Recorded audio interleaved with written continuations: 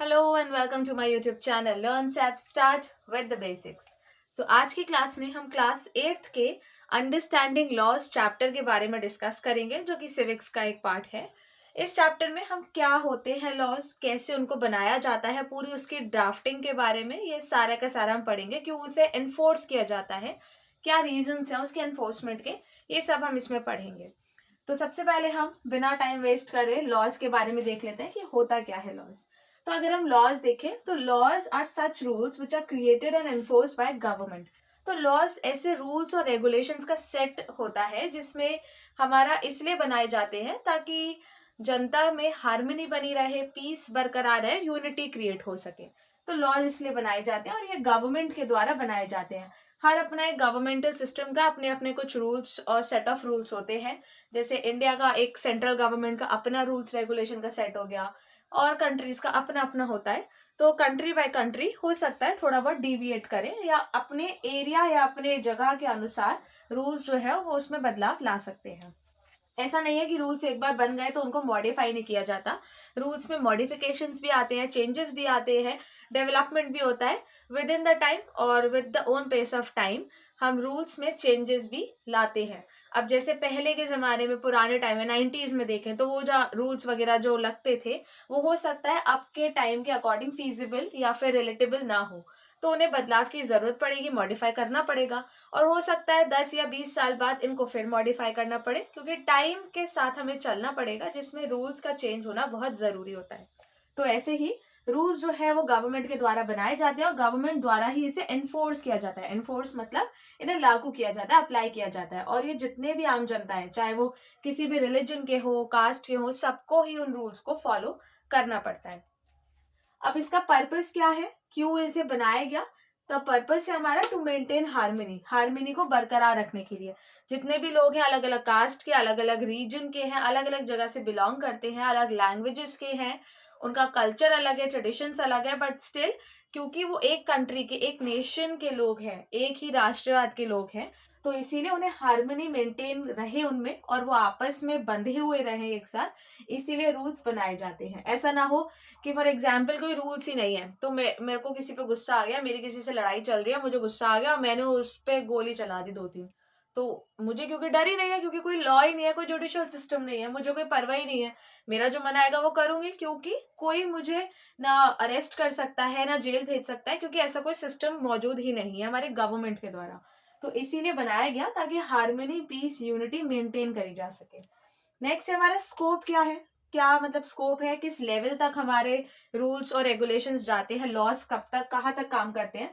तो traffic rule से लेकर कि अगर किसी ने सिग्नल तोड़ दिया, ट्रैफिक लाइट को फॉलो नहीं करा, वहां से लेकर क्रिमिनल एक्ट्स। क्रिमिनल एक्ट्स मतलब हो गया किसी ने मार दिया, किसी को मर्डर कर दिया, या कोई भी और क्रिमिनल अफेंस हुआ, तो वो सारी ही चीजें, सब कुछ, चाहे छोटा से छोटा क्राइम से लेकर बड़े क्राइम तक हो, सब कुछ आपके लॉस के अंडर काउंट करे गए हैं। और हर चीज के लिए लॉ क्रिएट भी करा गया है। चाहे आपने सिग्नल तोड़ा हो, चाहे आपने मर्डर किया हो, 1 मर्डर, 2 मर्डर, 10 मर्डर, सबके लिए लॉज जो है वो बनाए गए हैं गवर्नमेंट द्वारा।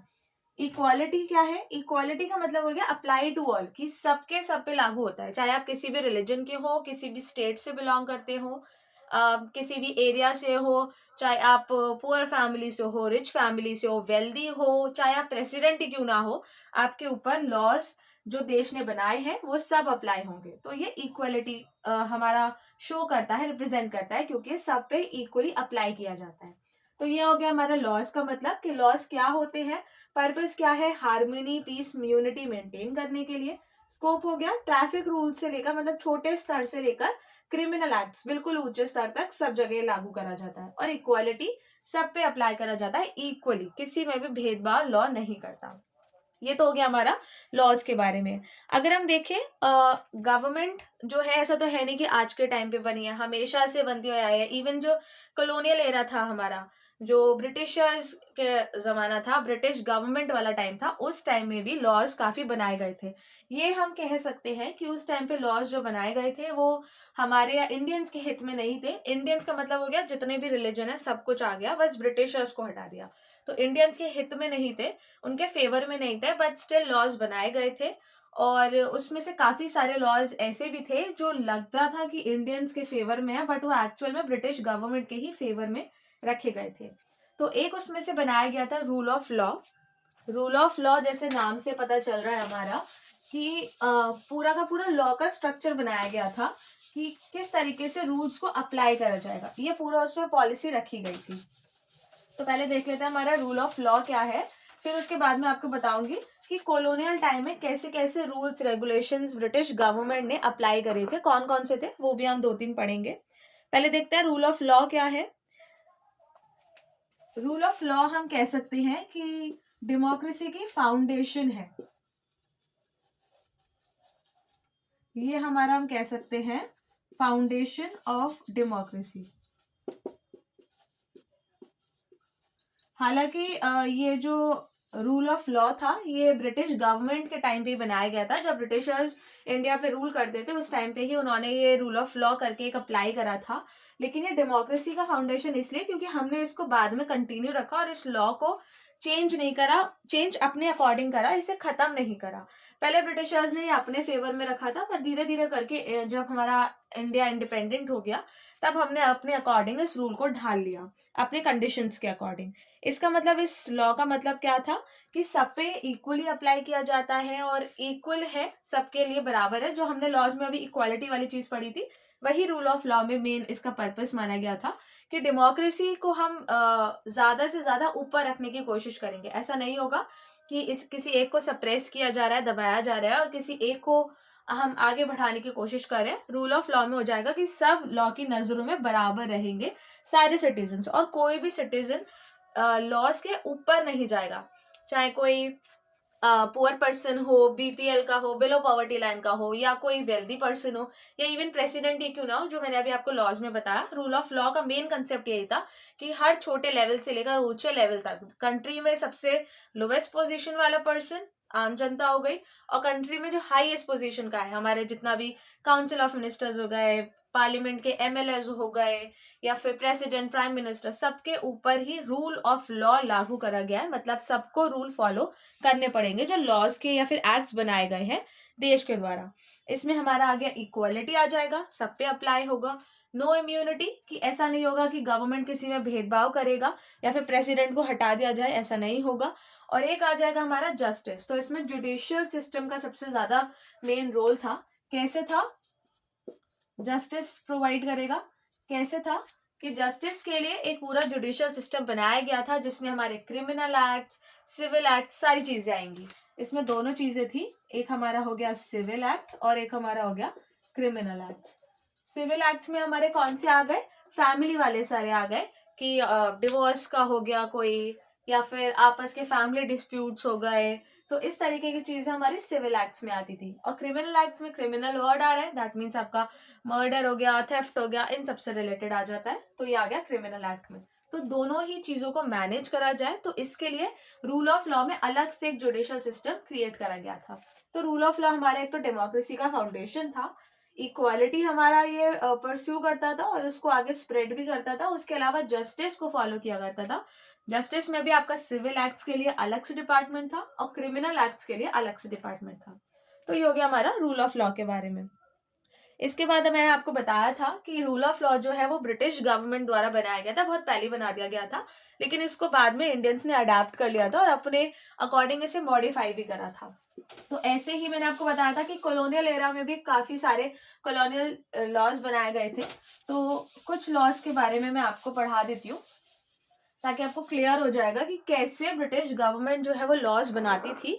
और लॉज भी वो ऐसे बनाती थी कि बोल देती थी कि हाँ इंडियंस के फेवर में है, but it was actually not, क्योंकि वो सारे के सारे हमारे ब्रिटिश गवर्नमेंट के फेवर में ही रखे गए थे। तो एक हमारा लॉ था, वो था सेडिशन एक्ट, और एक हमारा था रॉलेट एक्ट।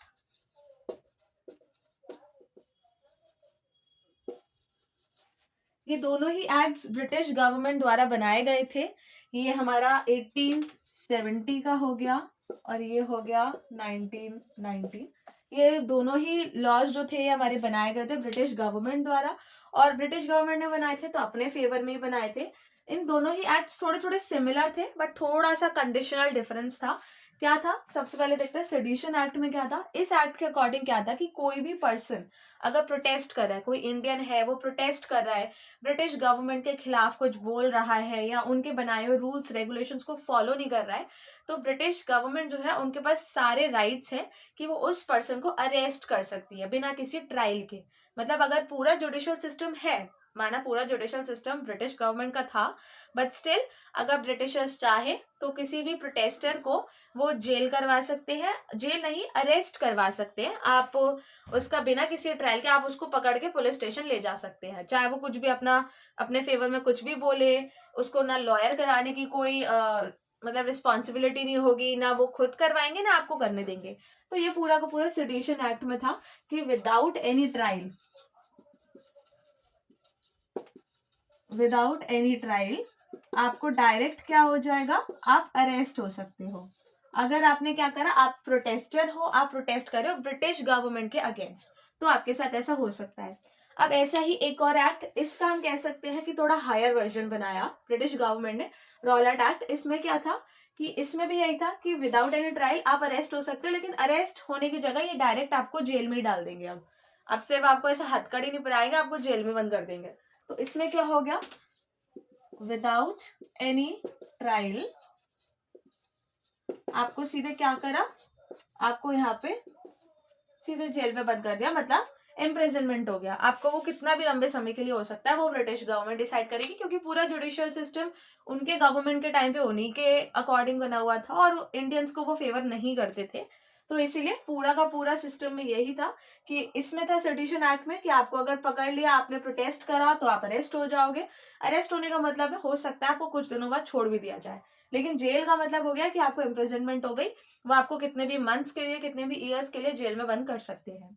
तो ये था रॉलेट एक्ट, ये दोनों ही बनाए गए थे। और रॉलेट एक्ट जो था वो जलियांवाला बाग का जो पूरा मसाकरी हुआ था उसके बाद हुआ था, 1919 13 अप्रैल 1919, उसी के बाद हुआ था। उसी के बाद ही एक्ट बनाया गया था और बहुत ज्यादा उसमें परेशानी भी हुई थी लोगों को। और इसी वजह से बाद में ये रॉलेट एक्ट ब्रिटिश गवर्नमेंट ने बनाया ताकि वो अपने आप का खुद का बचाव कर सके। उन्होंने तब भी इंडियंस के बारे में नहीं सोची, क्योंकि जलियांवाला बाग के जो मसाकरी था उसमें बेसिकली जितने भी इंडियंस थे उनको ही मार दिया गया था, और जबकि उनपे ही ब्लेम कर दिया गया था पूरा। बट स्टिल उसको अपने आप को ही प्रोटेक्ट करने के लिए ब्रिटिश गवर्नमेंट ने एक एक्ट बना दिया ताकि आगे से ऐसा कोई प्रोटेस्ट ना हो और कोई उनके खिलाफ वापस से आवाज ना उठा सके, जैसा कि पहले इंडियंस ने करा था। तो ऐसे ही कुछ एक्ट्स और भी थे, आपके कोर्स में 2 एक्ट्स हैं तो मैंने वो दोनों समझा दिए। सेडिशन एक्ट जिसमें आप ध्यान रखना सिर्फ अरेस्ट तक बात गई थी, लेकिन रॉलेट एक्ट में आपको जेल भी हो सकती है, इम्प्रिजनमेंट हो सकता है। इसके बाद अगर हम देखें, एक बहुत ही इंपॉर्टेंट टॉपिक है कि लॉज हमारे बनाए क्यों जाते हैं। अभी मैंने आपको बताया, इतना सारा हमने पढ़ लिया कि लॉज बने, इवन अभी के टाइम में नहीं, ब्रिटिश गवर्नमेंट के टाइम से लॉ बन रहे हैं। तो वो लॉज हमारे क्यों बनाए गए, क्या रीजन था लॉज बनाने का। एक तो मैंने आपको एग्जाम्पल बेस्ट अपना दिया ही था कि अगर मैंने ही किसी से लड़ाई कर ली और मैंने उसको गोली से उड़ा दिया, तो मेरे को कोई जेल वेल तो करेगा नहीं, क्योंकि ऐसा कुछ रूल ही नहीं है, ऐसा कोई लॉ ही नहीं बनाया, कोई एक्ट ही नहीं है। तो ये एक तो मेन रीजन यही हो गया कि हार्मनी मेंटेन करने के लिए, पीस मेंटेन करने के लिए, यूनिटी बनाने के लिए। तो ऐसे ही बहुत सारे और भी रीजंस है। आप कह सकती हो कि बचाव के लिए, जो एक छोटे बैकग्राउंड से आता है पर्सन, जिसके पास इतनी ज्यादा ना वो अपॉर्चुनिटीज मिली, ना वो स्टेटस में बहुत ज्यादा अच्छा है, और कोई वेल्दी पर्सन उसे परेशान कर रहा है, तो उसके लिए लॉ है, उस पर्सन से बचाव करने के लिए, उसको प्रोटेक्ट करने के लिए। तो यही रीजन हो गया हमारा कि लॉज की हमारे जरूरत क्यों पड़ती है। इसके अलावा अगर कोई लॉ बन रहा है तो वो कैसे बनता है, तो how do new laws come about, कि कैसे लॉज जो है वो क्रिएट करे जाते हैं। तो लॉज जो है वो कैसे क्रिएट करा जाता है, पूरा एक प्रोसेस होता है। पार्लियामेंट का इसमें रोल रहता है, क्योंकि पार्लियामेंट जो है वही जितने भी एमएलए वगैरह होते हैं स्टेट के, वो सारे डिसाइड करते हैं बैठ के, लेकिन फाइनल जो है वो प्रेसिडेंट ही हमारा स्टैंप लगाता है, जब वो साइन कर देते हैं किसी बिल पर, तभी वो लॉ में कन्वर्ट होता है। तो क्या प्रोसेस रहता है, सबसे पहले लॉ की क्रिएशन में, लॉ की क्रिएशन में सबसे पहले हमारा क्या होता है, आपका आइडेंटिफाइंग इश्यूज।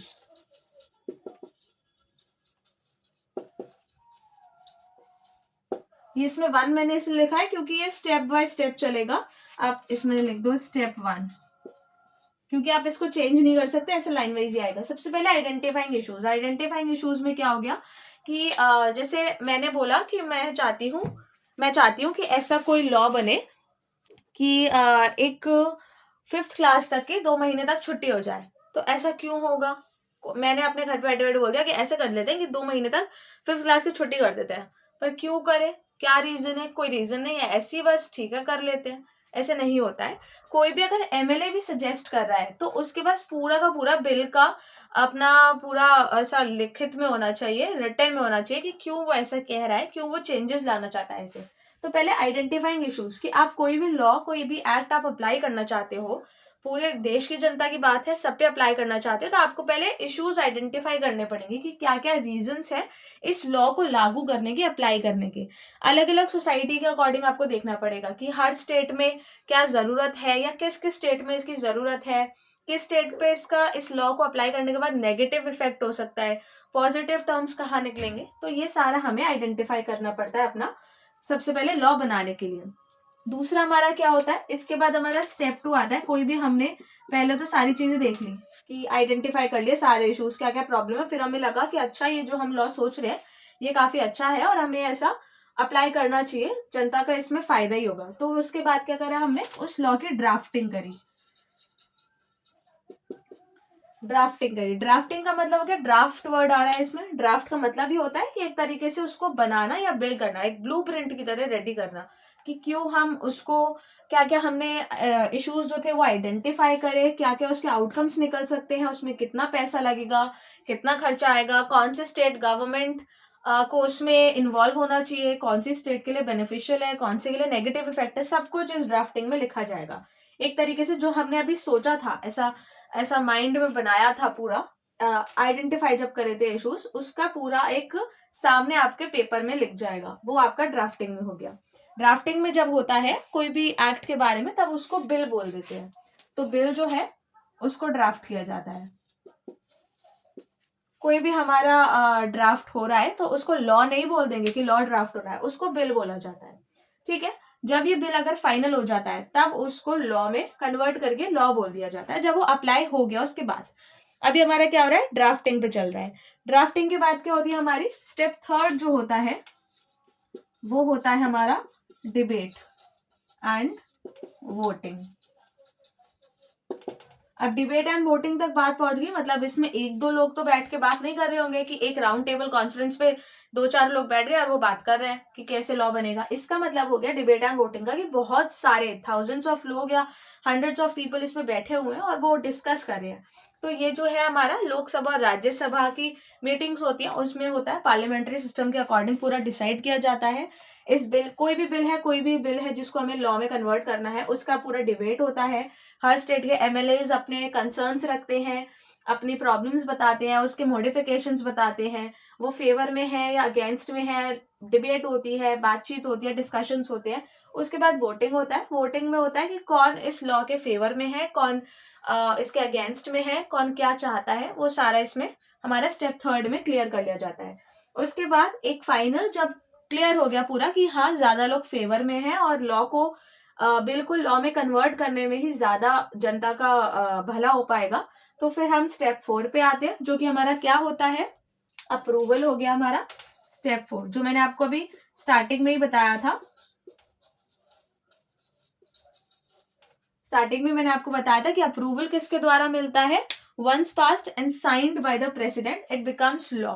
एक बार वो साइन कर दिया जाए, पास हो जाए प्रेसिडेंट के पास से और साइन प्रेसिडेंट उस पर कर दे उस बिल पे, तब वो फाइनली बिल जो है वो लॉ में कन्वर्ट हो जाता है। ये बिल जो है ये लॉ में हमारा कन्वर्ट हो गया। पहले तो वो बिल ही नाम से था, पर जब उस पे प्रेसिडेंट ने अपना स्टैंप लगा दिया, जब उसने ओके कर दिया, तब वो हमारा लॉ में कन्वर्ट हो गया। तो इस तरीके से पूरा लॉ का क्रिएशन होता है, बनावट होती है। ये सारी चीजें आपको स्टेप वाइज ही लिखनी है। बहुत इजी 4 स्टेप्स है, सिंपली लर्न हो सकता है आपको। पहले आइडेंटिफाई करना इश्यूज, फिर उसके बाद ड्राफ्टिंग करना, ड्राफ्टिंग कर ली, फिर उसके बाद डिबेट एंड वोटिंग होगा, डिस्कशंस होंगे। जब डिस्कशन हो गया, खत्म हो गया, पता चल गया कौन फेवर में है कौन अगेंस्ट में, तो फाइनली हमारा अप्रूवल हो गया जब प्रेसिडेंट उसको हमारा हम कह सकते हैं ग्रीन फ्लैग दिखा देगा कि अब ओके हो गया, ये बिल जो है वो लॉ में कन्वर्ट हो सकता है। ये पूरा हमारा हो गया लॉ के बारे में डिस्कशन। इसके बाद अगर हम देखें कि क्या क्या हमारे सिटीजन्स के रोल रहते हैं, इसमें काफी सारे रोल्स होते हैं सिटीजन्स के पूरे इसमें अभी हमने जितना पढ़ा वो सारा गवर्नमेंट का रोल था। अब नेक्स्ट क्लास जब हम करेंगे तब हम उसमें पढ़ेंगे कि क्या क्या सिटीजन्स के रोल थे, सिटीजन्स का इसमें क्या क्या रोल हो सकता है, इंपॉर्टेंट रोल है या फिर सेकेंड हैंड रोल है, वो सारा हम नेक्स्ट क्लास में डिस्कस करेंगे। जितना मैंने आपको पढ़ाया उतना आप अच्छे से पढ़ लेना, समझ लेना। If any further query you can drop a message in the comment section. उसके अलावा एक क्वेश्चन आपके लिए असाइनमेंट फॉर टुडेज क्लास, आपको एक एक बताना है, एग्जाम्पल देना है कि किस तरीके का लॉ जो है वो हमारे गवर्नमेंट को लागू करना चाहिए अकॉर्डिंग टू यू। ऐसा मैं नहीं कह रही कि आप बिल्कुल ऐसा ढूंढ के नेट से लिखो, कोई भी आपके अकॉर्डिंग जो लॉ आपको लगता है कि अप्लाई करा जाना चाहिए। ये ब्रेनस्टॉर्मिंग एक्टिविटी है, बुक वगैरह में से ऐसे नहीं, अपने अकॉर्डिंग लिखना है। ठीक है, till then bye bye, take care.